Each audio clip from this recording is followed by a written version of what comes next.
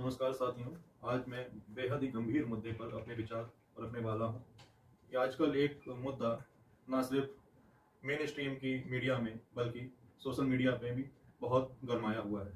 गरमाने से ज़्यादा अगर शब्द हम इस्तेमाल करें तो वो एक बड़ी आबादी के लिए जहाँ उसकी छवि को नकारात्मक बनाता है, वहीं दूसरी तरफ उसका माहौल भी उड़ाता है।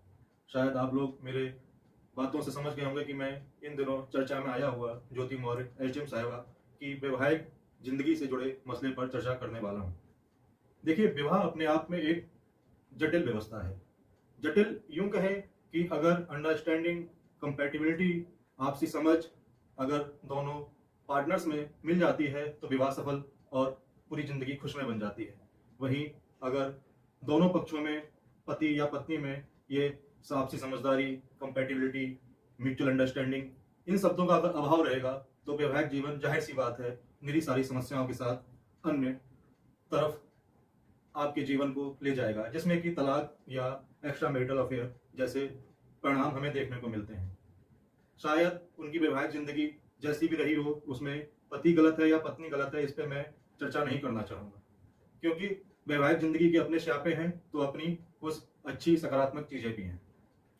अब बात करते हैं कि ज्योति मौर्य के जीवन पे जो मीम्स या सोशल मीडिया पे जो मजाक, बेहुदा मजाक, भद्दे मजाक बनाए जा रहे हैं, उन्हीं से मिलते जुलते सिर्फ एक अगर वैवाहिक जीवन, एक किसी अधिकारी स्त्री का वैवाहिक जीवन सफल नहीं हुआ तो उसकी आड़ में उन तमाम महिलाओं को टारगेट किया जा रहा है जो अपनी आंखों में अपने करियर बनाने के सपने के साथ दिन रात इसी जद्दोजहद में लगी रहती हैं कि वो अधिकारी बन के अपने परिवार का नाम रोशन करें। अब जैसे कुछ मीम्स जो मेरी आंखों के सामने आए हैं जिसमें कि बेटी पढ़ाओ बीबी नहीं, ये आखिर कैसी सोच है? कैसी सोच है कि बीबी अगर किसी की कम उम्र में शादी हो गई हो, बीए में, बीएससी, स्नातक, ग्रेजुएशन या अन्य किसी कोर्स को फर्स्ट ईयर करते समय उसकी शादी हो गई हो, तो क्या उसकी पढ़ाई सिर्फ इस मुद्दे के आधार पर उसकी रोक देनी चाहिए कि कल को पढ़ लिख के वो काबिल बन जाएगी तो क्या अपने पति को छोड़ देगी? सिर्फ एक विवाह के असफल होने से हमें उन तमाम महिलाओं पर प्रश्न चिन्ह खड़ा नहीं करना चाहिए जो महिलाएं आज संघर्ष कर रही हैं। एक उदाहरण के तौर पे महात्मा ज्योतिबा फुले राव, उन्होंने अपनी धर्मपत्नी माता सावित्रीबाई फुले को पढ़ाया और ना सिर्फ उस महिला ने अपने पति के द्वारा पढ़ाई हासिल करी, बल्कि महिलाओं के लिए पुणे में, बालिकाओं के लिए पुणे में पहला विद्यालय खोला, जिसको आज हम उनके इस योगदान की वजह से भारत की पहली महिला शिक्षिका के नाम से जानते हैं। वो भी महिला जो कि अपने पति के उस योगदान की बदौलत पढ़ पाई और ना सिर्फ खुद पढ़ी बल्कि उसने उन तमाम महिलाओं के लिए शिक्षा के रास्ते खोल दिए जो महिलाएं उनके पहले तक शिक्षा प्राप्त करने से अभागी रहीं। ये वैवाहिक जीवन का असफल होने का उदाहरण सिर्फ पत्नी पक्ष से है, ऐसा कहना भी अपने आप में एक बहुत बड़ी बेवकूफी व भारतीय महिलाओं या इस पूरी दुनिया की आबादी के लिए एक अपराध सिद्ध होगा। क्या ऐसे केस हमें देखने को नहीं मिलते समाज में कि पुरुषों ने अपनी अनपढ़ बीवी के साथ क्या किया? बहुत सारे अभिनेता हमारे समाज में ऐसे हैं जो जब सफल नहीं हुए तो उनकी पत्नी दूसरी थी, सफल होने के बाद जब वो हिट हो गए उसके बाद उन्होंने अपनी ग्रामीण परिवेश की पत्नियों को तलाक देकर मॉडर्न आधुनिक महिलाओं से शादी कर ली। इतना ही नहीं, हमारे वर्तमान युग में एक बहुत बड़े नेता है, मैं किसी का नाम नहीं लेना चाहता, जिन्होंने कि अपनी पत्नी को बिना तलाक दिए हुए ही त्याग दिया। उसको वो सम्मान नहीं मिला जो उसको मिलना चाहिए। यहाँ तक कि एक उद्योगपति आदमी ने अपनी पत्नी की सहेली से शादी कर ली जो खुद आज में एक बड़ी नेता है। तो क्या महिलाएं पतियों पर विश्वास करना छोड़ दें? क्या वो तमाम महिलाएं समाज में पुरुषों में विश्वास करना छोड़ दें? ये तो ऐसी ही बात हो गई कि टाइटैनिक अगर समुद्र में डूब गया तो उसके बाद लोग पानी के जहाज से यात्रा करना बंद कर दें। किसी ट्रेन का अगर एक्सीडेंट हो गया तो ट्रेनें चलाना बंद कर दी जाए। क्या तमाम ऐसे पुत्र के उदाहरण हमारे समाज में देखने को नहीं मिलते कि जो बुढ़ापे में अपने माँ बाप को घर से बेघर कर देते हैं? तो इसका क्या मतलब है?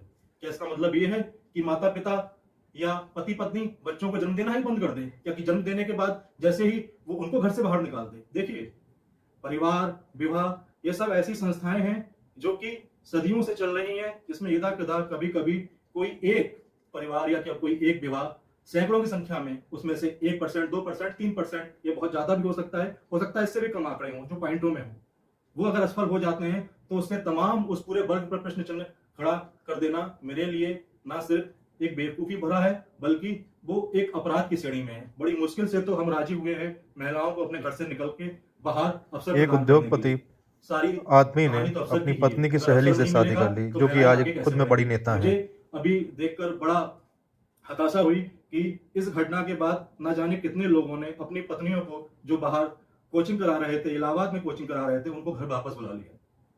कुछ लोगों के लिए, कुछ यूट्यूब इन्फ्लुएंसर के लिए, या कुछ जो मीम्स बनाते हैं उन लोगों के लिए ये भले एक मजाक का विषय हो कि वो इसके द्वारा तमाम मजाक भरे, भद्दे, बेहुदा वीडियोस बना रहे हैं, लेकिन सोचिए इसका परिणाम कितना घातक होगा। ये हमारा समाज बड़ी मुश्किल से राजी हुआ है महिलाओं को अवसर देने के लिए। तो मेरी उन लोगों से विनती है कि जो एक परिवार के असफल होने से, एक विवाह के असफल होने से इस पूरे महिला वर्ग पर प्रश्न खड़ा कर दे रहे हैं, कृपया करके वो ऐसा ना करें। तमाम ऐसी महिलाएं हैं जिन्होंने शादी के बाद नौकरी की, ना सिर्फ नौकरी की बल्कि अपने परिवार को भी बेहद अच्छे ढंग से उन्होंने आगे बढ़ाया।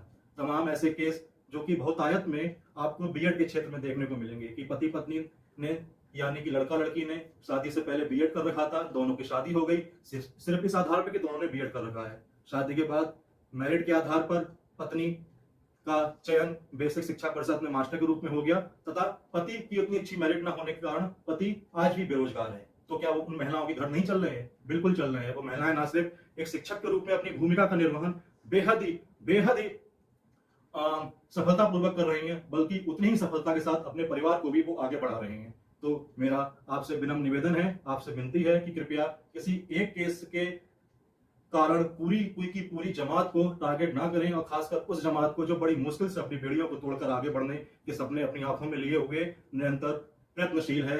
जय हिंद।